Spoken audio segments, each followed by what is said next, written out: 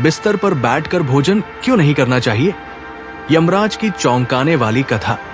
नमस्कार श्रोताओं, आज मैं आपके समक्ष एक ऐसी कथा लेकर उपस्थित हुआ हूं जो आपके जीवन की दिशा ही बदल देगी, आपकी सोच को नया आयाम देगी और आपको उन प्राचीन मान्यताओं का वास्तविक अर्थ समझा देगी जिन्हें हम आधुनिकता की दौड़ में भूलते जा रहे हैं। ये कथा है बिस्तर पर भोजन करने के पाप की।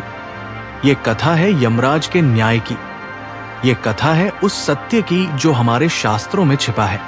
हमारे बुजुर्ग कहते थे कि बिस्तर पर बैठकर कभी भोजन नहीं करना चाहिए, लेकिन आज की पीढ़ी इसे अंधविश्वास मानती है। परंतु क्या आप जानते हैं कि इस सरल से नियम के पीछे कितना गहरा धार्मिक और वैज्ञानिक रहस्य छिपा है?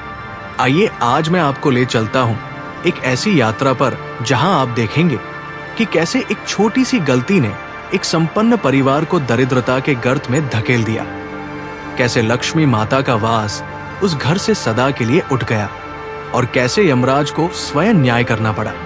नमस्कार प्यारे दर्शकों, मैं अर्जुन एक बार फिर आपका हार्दिक स्वागत करता हूं आपके अपने चैनल विद्या ज्ञान सागर में। दोस्तों, आज हम एक नई कहानी और एक नया वीडियो लेकर आपकी सेवा में उपस्थित हुए हैं। आज की कथा अत्यंत ज्ञानवर्धक और प्रेरणादायक है। कथा शुरू करने से पहले आपसे एक विनम्र निवेदन है। शास्त्रों में कहा गया है कि अधूरी छोड़ी गई कथा दुख और पाप का कारण बनती है, इसलिए इसे अंत तक अवश्य सुने। और अगर आप अपनी माँ से सच्चा प्रेम करते हैं तो इस वीडियो को लाइक करें, हमारे चैनल को सब्सक्राइब करें और कमेंट में माँ लिखकर अपना समर्थन दें। तो आइए बिना किसी विलंब के आरंभ करते हैं आज की प्रेरणादायक कथा। बहुत समय पहले की बात है, जब भारतवर्ष में धर्म और संस्कृति का बोलबाला था।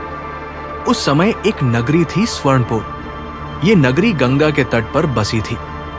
नगरी की गलियां स्वर्ण से मढ़ी लगती थी। हर घर के आंगन में तुलसी का पौधा था। हर घर में सुबह और शाम आरती की मधुर ध्वनि गूंजती थी। इसी स्वर्णपुर नगरी में रहता था एक धनी व्यापारी मानसिंह। मानसिंह केवल धनी ही नहीं था, बल्कि अत्यंत दानी और धर्मपरायण व्यक्ति था। उसके घर में नित्य भंडारा चलता था। गरीबों को भोजन कराया जाता था। उसकी पत्नी सुमित्रा देवी भी उतनी ही धार्मिक थी। वो प्रतिदिन सूर्योदय से पहले उठती, गंगा स्नान करती, घर के मंदिर में पूजा करती। मानसिंह और सुमित्रा के 3 पुत्र थे, राजवीर, महावीर और रणवीर। राजवीर सबसे बड़ा था और व्यापार में निपुण। महावीर धर्म ग्रंथों का अध्ययन करता। रणवीर सबसे छोटा था, युवा और जीवन से भरपूर, लेकिन वो तीनों में सबसे लापरवाह भी था। परिवार में नियम था कि सभी भोजन कक्ष में बैठकर ही करेंगे, जमीन पर आसन बिछाकर या चौकी पर। मानसिंह कहते थे कि अन्न देवता है, अन्न ब्रह्मा है, इसलिए अन्न का सम्मान करना चाहिए। प्रतिदिन भोजन से पहले अन्न का एक भाग गाय, पक्षियों और कुत्तों के लिए निकाला जाता। घर में लक्ष्मी माता का विशेष स्थान था। सुमित्रा देवी हर शुक्रवार को लक्ष्मी पूजन करती थी। वे कहती थी कि लक्ष्मी माता केवल धन की देवी नहीं है, बल्कि समृद्धि, स्वच्छता और सद्गुणों की भी देवी है। मानसिंह का परिवार इतना प्रसिद्ध था कि लोग उन्हें आदर्श मानते थे। राजा महाराजा भी मानसिंह से सलाह लेते थे। लेकिन जीवन का नियम है कि सुख के बाद दुख आता है, और मानसिंह के जीवन में भी वो समय आने वाला था। समय बीतता गया और रणवीर युवा हो गया। उसकी उम्र अब 25 वर्ष थी। रणवीर के मन में आधुनिकता का बीज अंकुरित हो चुका था। वो सोचता कि पिता के ये नियम पुराने जमाने के हैं। एक दिन रणवीर दूर शहर व्यापार के लिए गया। वहां उसने देखा कि लोग बिस्तर पर लेटकर भोजन करते थे, सोफे पर बैठकर खाते थे। रणवीर को यह सब बहुत आकर्षक लगा। जब वो वापस घर लौटा तो उसके मन में विद्रोह की भावना जाग चुकी थी। एक रात्रि की बात है, रणवीर बाहर से थका हारा घर आया। उसे बहुत भूख लगी थी। सुमित्रा देवी ने कहा, बेटा जाओ स्नान कर लो, फिर भोजन कक्ष में आकर भोजन करो। लेकिन रणवीर को बहुत थकान थी। उसने जिद पकड़ ली कि वो अपने बिस्तर पर ही भोजन करेगा। मानसिंह ने समझाया, बेटा, बिस्तर वो स्थान है जहां हम विश्राम करते हैं। वो स्थान पवित्रता के लिए नहीं है। भोजन पवित्र कर्म है। अन्न देवता को हम बिस्तर पर रखकर अपमान नहीं कर सकते। लेकिन रणवीर पर इन बातों का कोई प्रभाव नहीं पड़ा। उसने कहा, पिताजी, ये सब अंधविश्वास है। मानसिंह ने दृढ़ता से कहा, जब तक मैं जीवित हूं, इस घर में ये नियम रहेंगे। सुमित्रा देवी ने प्रेम से समझाया, हमारे शास्त्रों में लिखा है कि बिस्तर पर भोजन करने से अन्न का अनादर होता है। लक्ष्मी माता रुष्ट होती है। बिस्तर पर भोजन करने से स्वास्थ्य पर बुरा प्रभाव पड़ता है। पाचन तंत्र ठीक से काम नहीं करता। लेकिन रणवीर नहीं माना। कुछ दिन बीते और एक रात रणवीर ने चुपके से नौकर को बुलाया और भोजन अपने कमरे में मंगवाया। रणवीर ने अपने बिस्तर पर ही बैठकर भोजन करना शुरू किया। उस रात रणवीर को नींद नहीं आई। बार बार उसका मन अशांत हो रहा था। उसे अजीब अजीब सपने आ रहे थे। सुबह जब वो उठा तो उसका सिर भारी था, शरीर में दर्द था। इस घटना के बाद रणवीर ने ये नियम बना लिया कि वो अक्सर अपने कमरे में ही भोजन करेगा। धीरे धीरे रणवीर के व्यवहार में परिवर्तन आने लगा। वो चिड़चिड़ा हो गया था। उसका व्यापार भी प्रभावित होने लगा। एक दिन उसने एक बड़ा व्यापारिक सौदा गलत तरीके से किया और परिवार को बड़ा नुकसान हुआ। समय बीतता गया और रणवीर बिस्तर पर भोजन करने की अपनी आदत जारी रखे रहा। एक दिन सुमित्रा देवी रणवीर के कमरे में सफाई के लिए गई। जब उन्होंने बिस्तर उठाया तो देखा कि वहां भोजन के अवशेष पड़े हैं, चावल के दाने, रोटी के टुकड़े। सुमित्रा देवी का हृदय दहल गया। मानसिंह का क्रोध फूट पड़ा। उन्होंने कहा, तुम जानते हो कि तुमने क्या पाप किया है? अन्न को बिस्तर पर रखना, अन्न का अपमान करना, ये घोर अपराध है। रणवीर ने व्यंग्य से कहा, पिताजी, ये सब पुराने जमाने की बातें हैं। मानसिंह ने कहा, लक्ष्मी माता का क्रोध भयंकर होता है। जब वे किसी घर से रूठती है तो उस घर में दरिद्रता आ जाती है। उस रात सुमित्रा देवी ने लक्ष्मी माता से प्रार्थना की। उन्होंने पूरी रात जागकर लक्ष्मी चालीसा का पाठ किया। अगले दिन से विचित्र घटनाएं होने लगी। मानसिंह के व्यापार में नुकसान होने लगा। जहाज तूफान में फंस गए। घर में अचानक बीमारियां फैलने लगी। राजवीर को बुखार आ गया जो हफ्तों तक नहीं उतरा। घर की गायों का दूध सूखने लगा। बगीचे के फूल मुरझाने लगे। एक वृद्ध संत घर आए। उन्होंने ध्यान लगाया और कहा, देवी, आपके घर में अन्न का अपमान हुआ है, इसलिए लक्ष्मी माता रुष्ट है। जिसने ये पाप किया है उसे सच्चे मन से प्रायश्चित करना होगा। लेकिन रणवीर ने मजाक उड़ाते हुए कहा, माता जी, ये सब संयोग है। संत ने कहा, अभिमान का फल बहुत बुरा होता है। ये युवक अपने कर्मों का परिणाम भुगतेगा। अगले सप्ताह मानसिंह का सबसे बड़ा गोदाम आग में जलकर राख हो गया। लाखों रुपए का नुकसान हुआ। फिर एक के बाद एक ग्राहक व्यापार तोड़ने लगे। धीरे धीरे नौकरों को निकालना पड़ा। सुमित्रा देवी के गहने बेचने पड़े। जो घर कभी वैभव से भरा था वो अब खाली खाली लगने लगा। मानसिंह की उम्र भी अब अधिक हो चली थी। इतने सदमों ने उन्हें तोड़ दिया। वे बिस्तर पर पड़ गए।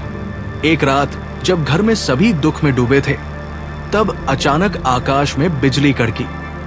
उस रात घर के मंदिर में रखी लक्ष्मी माता की मूर्ति से अचानक एक तेज प्रकाश निकला। सुमित्रा देवी दौड़कर मंदिर में गई और देखा कि मूर्ति के चेहरे पर आंसू थे। हाँ श्रोताओं, लक्ष्मी माता की मूर्ति रो रही थी। मानसिंह ने रणवीर को बुलाया और कहा, बेटा, मैं जानता हूं कि तूने क्या किया है। अभी भी समय है, मान जा अपनी गलती। रणवीर ने अहंकार से कहा, पिताजी, मैं कोई गलती नहीं मानूंगा। उस रात मानसिंह ने अंतिम सांस ली। परिवार में कोहराम मच गया। मानसिंह के अंतिम संस्कार में पूरी नगरी आई, लेकिन रणवीर की आंखों में आंसू नहीं थे। मानसिंह की मृत्यु के बाद घर की स्थिति और खराब हो गई।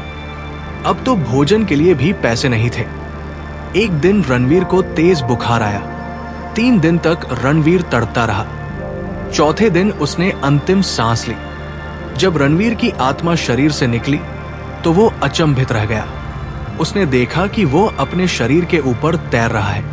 तभी 2 भयानक प्राणी उसकी ओर आए। वे यमदूत थे।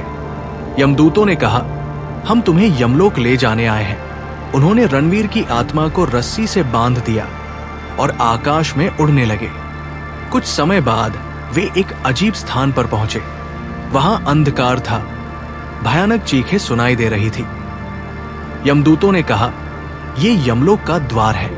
अंदर एक विशाल दरबार था। बीच में एक ऊंचे सिंहासन पर यमराज विराजमान थे। वो अत्यंत भयानक दिख रहे थे, लेकिन उनके चेहरे पर तेज था। यमराज ने गंभीर आवाज में कहा, रणवीर पुत्र मानसिंह, अब तुम्हारे कर्मों का हिसाब होगा।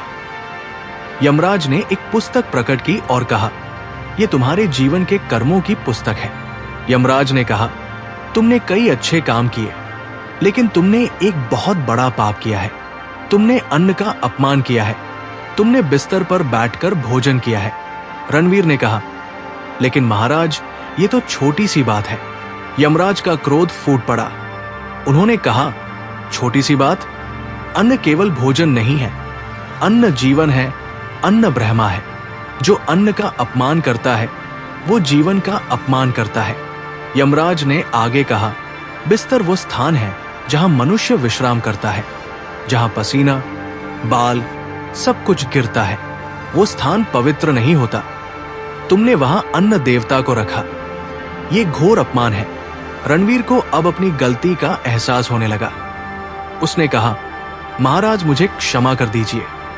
यमराज ने कहा, अज्ञानता कोई बचाव नहीं है। तुम्हारे पिता ने तुम्हें समझाया, लेकिन तुमने किसी की नहीं सुनी। तुम्हारे इस पाप के कारण तुम्हारे पूरे परिवार को कष्ट उठाना पड़ा। यमराज ने कहा, तुम्हें क्षुधा नरक में भेजा जाता है, जहां सदा भूख लगी रहती है, लेकिन भोजन नहीं मिलता। रणवीर चिल्लाया, नहीं महाराज, कृपया मुझे माफ कर दीजिए। यमराज ने कहा, लेकिन मैं तुम्हें एक मौका दे सकता हूं। यदि तुम सच्चे मन से अपने पाप को स्वीकार करो, यदि तुम लोगों को समझाओ कि बिस्तर पर भोजन करना कितना बड़ा पाप है, तो तुम्हारी सजा कम हो सकती है। यमराज ने कहा, मैं तुम्हें एक दिन के लिए पृथ्वी पर भेजूंगा, प्रेत रूप में। तुम सबको अपनी कहानी सुनाओगे। रणवीर ने तुरंत हाँ कर दी। यमदूत रणवीर की आत्मा को वापस पृथ्वी पर ले आए। रणवीर ने देखा कि उसका अंतिम संस्कार हो चुका था। उसका शरीर जल चुका था। उसकी माता और भाई शोक में डूबे थे। रणवीर प्रेत रूप में उनके सामने प्रकट हुआ। सबसे पहले सुमित्रा देवी ने उसे देखा। वे चीख पड़ी। राजवीर और महावीर भी डर गए। उन्होंने अपने छोटे भाई की आत्मा को देखा। रणवीर ने कहा, माता जी, भाइयों, डरिए मत, मैं आप सबसे कुछ कहने आया हूं। सुमित्रा देवी ने कांपते हुए पूछा, बेटा तू कैसे यहां है? रणवीर ने अपनी पूरी कहानी सुनाई। उसने बताया कि कैसे वह यमलोक गया, कैसे यमराज ने उसे दंड दिया और कैसे उसे एक मौका मिला है। रणवीर ने रोते हुए कहा, माता जी, मुझसे बहुत बड़ी गलती हुई। मैंने बिस्तर पर अन्न का अपमान किया। मैंने आपकी बात नहीं सुनी। मैंने पिताजी की बात नहीं सुनी। मेरे पाप के कारण ही ये सब हुआ। पिताजी की मृत्यु हुई, घर बर्बाद हुआ, सब मेरी गलती है। सुमित्रा देवी रोने लगी। उन्होंने कहा, बेटा, अब हम क्या करें?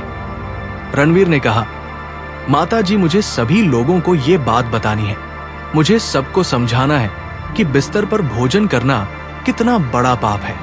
कृपया आप सबको बुला लीजिए। मेरे पास समय कम है। सुमित्रा देवी ने पूरे गांव में संदेश भिजवाया। लोग इकट्ठा होने लगे।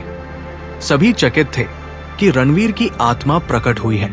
शाम तक पूरा गांव इकट्ठा हो गया। रणवीर प्रेत रूप में सभी के सामने खड़ा हुआ और बोलना शुरू किया। उसने कहा, हे ग्रामवासियों, मैं आप सबसे क्षमा मांगता हूं। मैंने एक बहुत बड़ा पाप किया था, जिसके परिणाम मैं भोग रहा हूं। मैंने बिस्तर पर भोजन किया था। मैंने अन्न देवता का अपमान किया था। मैंने सोचा था कि ये पुरानी मान्यता है, अंधविश्वास है, लेकिन मैं गलत था। ये धर्म है, ये संस्कृति है, ये विज्ञान है। रणवीर ने आगे कहा, जब मैंने बिस्तर पर भोजन करना शुरू किया तो लक्ष्मी माता रुष्ट हो गई। हमारे घर से समृद्धि चली गई, व्यापार नष्ट हो गया, बीमारियां आई। मेरे पिताजी की मृत्यु हुई, मेरी भी मृत्यु हुई, हमारा परिवार बर्बाद हो गया। ये सब मेरे उस एक गलत काम का परिणाम है। लोगों ने ध्यान से सुना। कुछ लोग रो रहे थे, कुछ लोग डरे हुए थे। रणवीर ने कहा, मैं यमराज के दरबार में गया था। वहां मैंने देखा कि कर्मों का हिसाब कितना सटीक होता है। छोटी से छोटी गलती भी लिखी जाती है और उसका फल भोगना पड़ता है। मुझे क्षुधा नरक का दंड मिला है, जहां हमेशा भूख लगेगी लेकिन भोजन नहीं मिलेगा। ये सब इसलिए क्योंकि मैंने अन्न का अपमान किया। रणवीर ने आगे समझाया, बिस्तर वो स्थान है जहां हम सोते हैं, विश्राम करते हैं। वहां हमारे शरीर की गंदगी, पसीना, बाल सब कुछ गिरता है। वो स्थान पवित्र नहीं होता और अन्न पवित्र है। अन्न ब्रह्मा है। जब हम बिस्तर पर अन्न रखते हैं तो हम अन्न देवता का अपमान करते हैं। रणवीर ने कहा, हमारे शास्त्रों में लिखा है कि अन्न को सम्मान से ग्रहण करना चाहिए। भोजन करते समय शुद्ध स्थान पर बैठना चाहिए, मन शुद्ध रखना चाहिए, भोजन को प्रसाद समझना चाहिए, हर ग्रास में ईश्वर को याद करना चाहिए। जब हम इस प्रकार भोजन करते हैं तो वो हमारे लिए अमृत बन जाता है। लेकिन जब हम लापरवाही से अशुद्ध स्थान पर भोजन करते हैं तो वो विष बन जाता है। रणवीर ने लोगों से विनती की, कृपया आप सब मेरी गलती से सीखें। कभी भी बिस्तर पर भोजन न करें। अपने बच्चों को ये संस्कार दें, भोजन को सम्मान दें, अन्न को बर्बाद न करें, अन्न के हर दाने का मूल्य समझें। यदि आप ऐसा करेंगे तो लक्ष्मी माता आपके घर में निवास करेंगी। आपके घर में सदा समृद्धि रहेगी, सुख शांति रहेगी।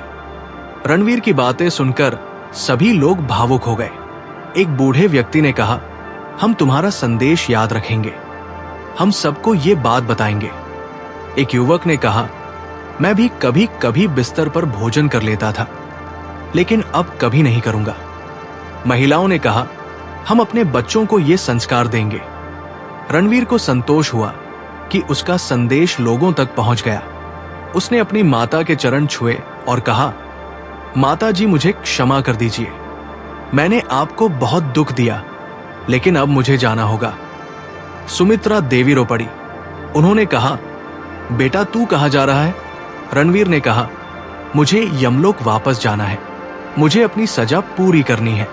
लेकिन माता जी आप चिंता न करें, मेरे इस कार्य से मेरी सजा कम हो जाएगी और एक दिन मैं फिर से जन्म लूंगा, तब मैं सही रास्ते पर चलूंगा।